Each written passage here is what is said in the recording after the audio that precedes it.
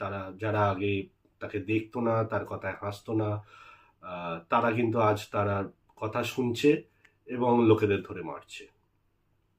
Same রাত্রিবেলা কিন্তু আরেকটা ক্যারেক্টারেরও জন্ম হয়েছিল। একটা গলিতে একটা বাচ্চা ছেলে তার বাবা মাকে কিন্তু চোখের সামনে মরতে দেখে।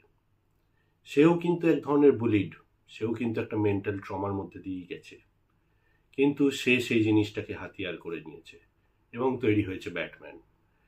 সে পণ নিয়েছে যে কোনোদিন কাউকে হত্যা করবে না, ল অ্যান্ড অর্ডারের ওপর ভরসা রাখবে, সে শুধু অপরাধীদের খুঁজে বের করবে।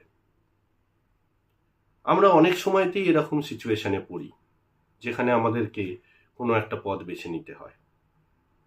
সেই পথ বেছে নেওয়াটাকেই কিন্তু আমরা ধরে নেব যে আমরা কোন পথে যাব, আমরা ব্যাটম্যান হব না জোকার হব।